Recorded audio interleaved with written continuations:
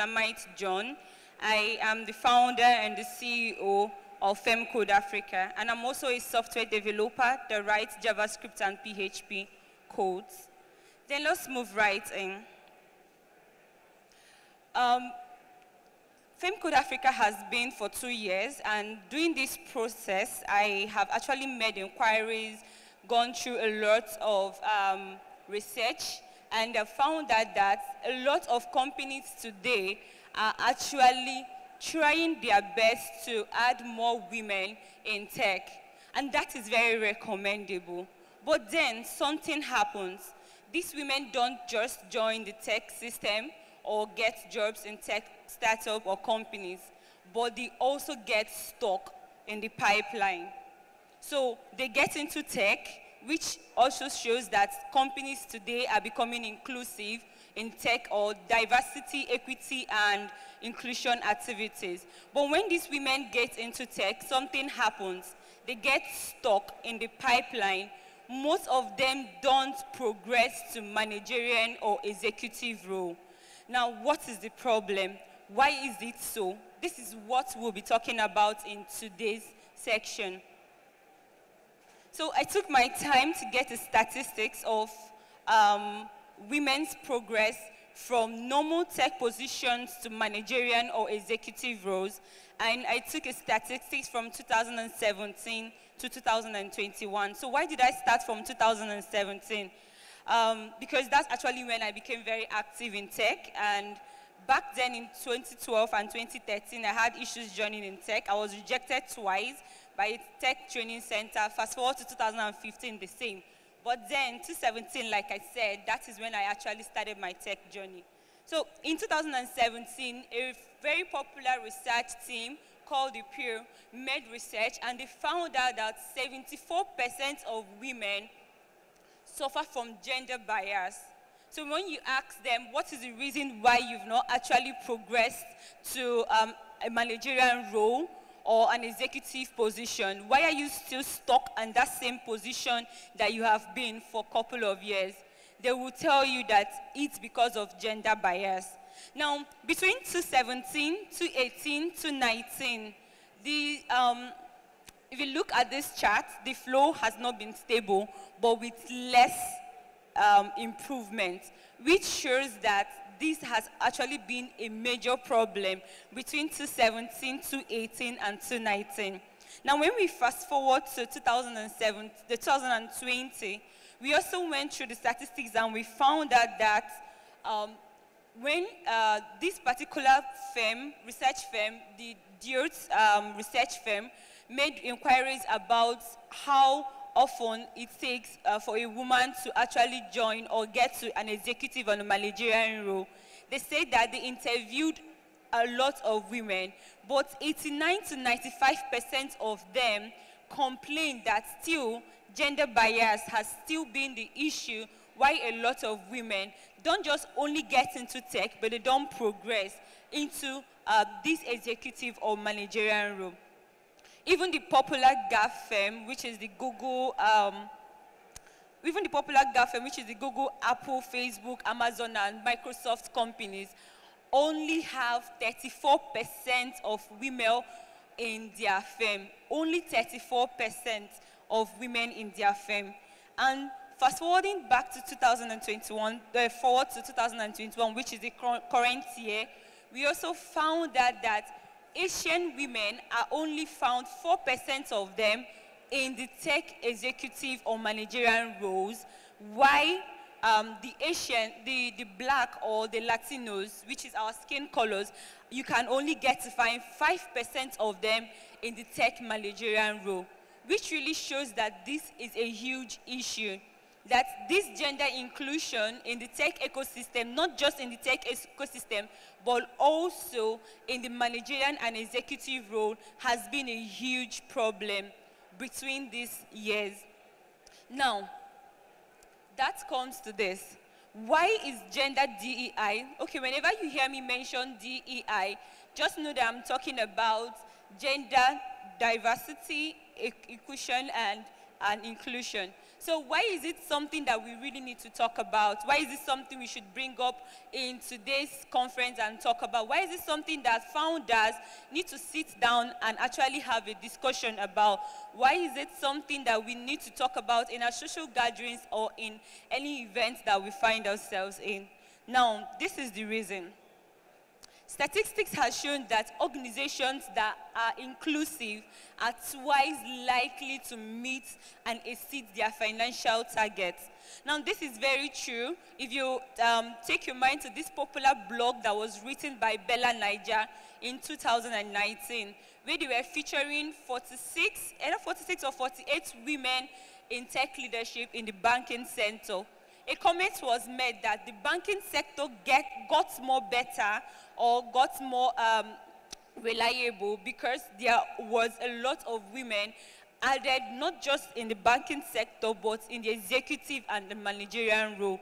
Even the popular restructuring that happened in GTB, someone tweeted about it and said, finally, let this bank have a motherly touch, which shows that when more women are being included, not just in positions in tech, but also in the executive and managerial roles, we see the company becoming twice more effective and also able to meet their financial targets. Company profit and shares performance can be close to 50% higher. Why can that be possible? Because when we are inclusive, it increases the rate of that. Now, senior level women influence company cultures. Yes, this is very true. A woman understands why it is necessary, why it is important to include more women in tech. I'm not saying that men don't understand the fact or they are not trying.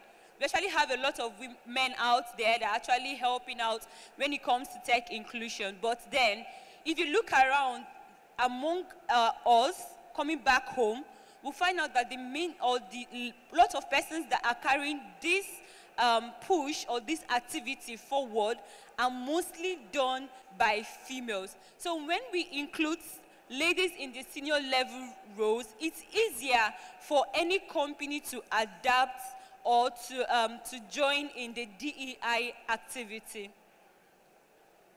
Organizations with inclusive cultures are 6 times likely to be innovative. Now, how is this true? We all know trends, right? Both either in the fashion or in the music industry. Who do you think carries it up?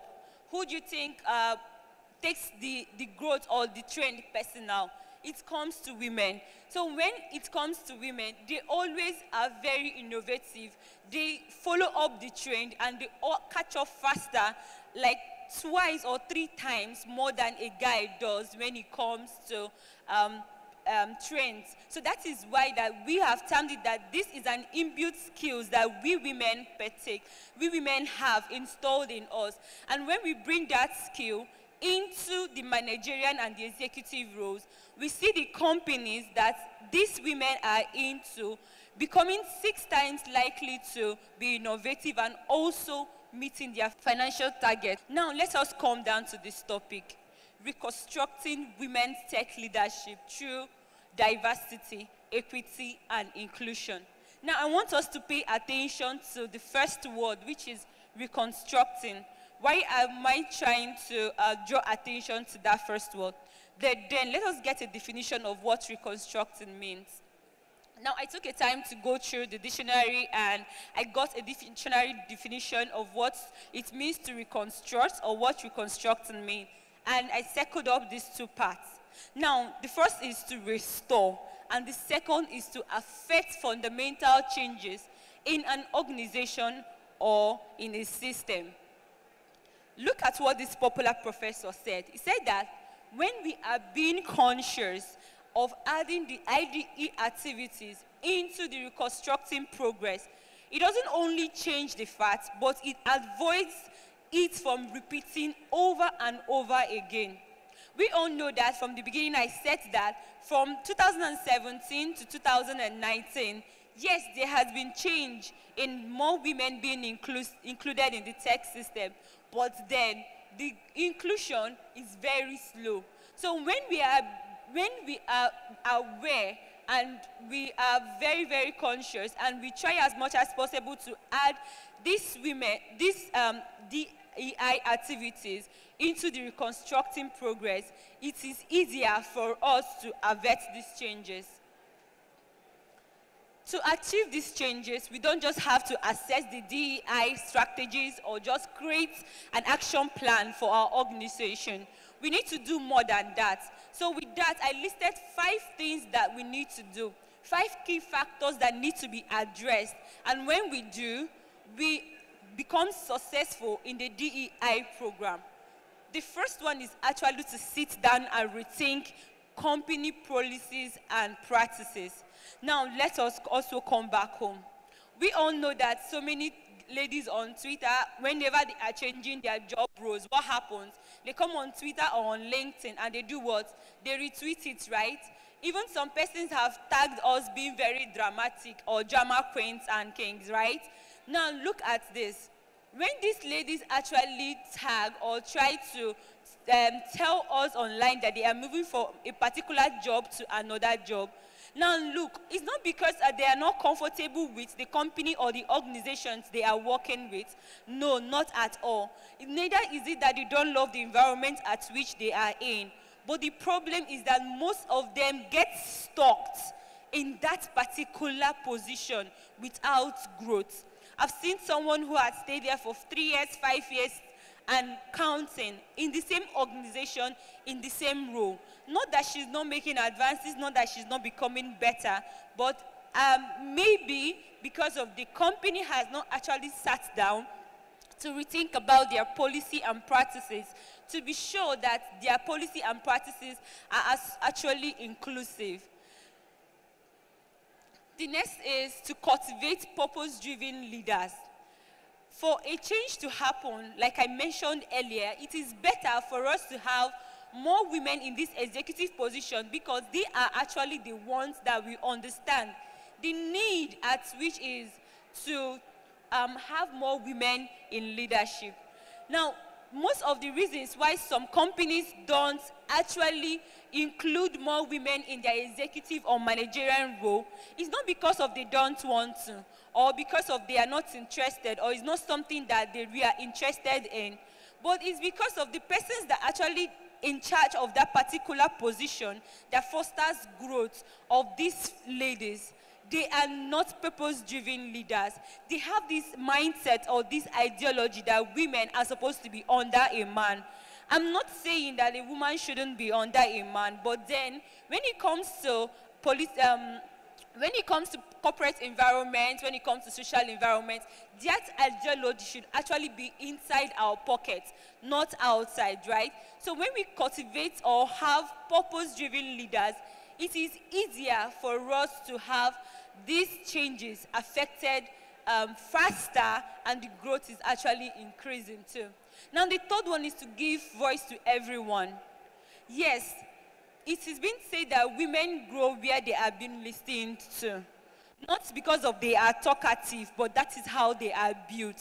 When a woman finds out that she talks and you listen, it makes her have more confidence in where you are, and whatever you tell her to do, she's likely to listen to you. So when we give women more voice, or we give voice to everyone for them to say what is in their mind, what they feel about a particular situation, it helps them. You get to know, first of all, what they feel about that particular thing, and you also help them outgrow. Now the next is develop employers network. Yes, we know you are the boss. Yes, we know you are there. But sometimes it's very important for you to come down from where you are to relate with the persons that are working with you.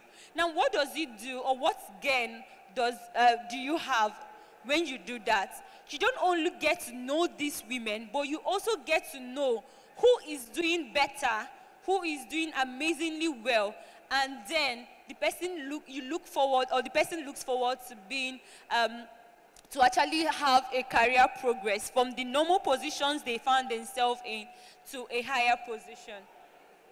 Then the next is encourage workplace alliance. I actually think that this, okay, the back, okay, yeah, it's working. I actually think that the fourth and the fifth work hand in hand, because once you come down from that your elevated position down, and you get to understand how these women work, how smart they are, get to relate with them. Yes, knowing full well you are still the boss, but then get to relate with them. You get to know who actually needs to move from the particular positions they are in to a higher position. Now, we've talked about a whole lot, right? Starting from the good aspect of the DEI, that is a lot of companies trying to include more females in tech. That is why you also see some job functions and roles telling you that being a female is an added advantage. But then these ladies move down to this pipeline and they get stuck, right? We also talked about why it is important that we try to resolve this issue, because it doesn't just make your company or make you inclusive or try to foster growth and progress within the career of these women. It also affects your organization for the good. Remember, change starts with me. It starts with you. It starts with everybody here. So when you are in that position you are in, that position of authority you find yourself in, also in the position of authority I find myself in, all of us work together to make sure that these women don't just enter the pipeline of tech or into the pipeline of the tech ecosystem, but also move and graduate and progress to other managerial and executive roles.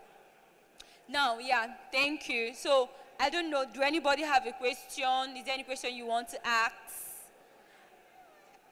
Is there any question?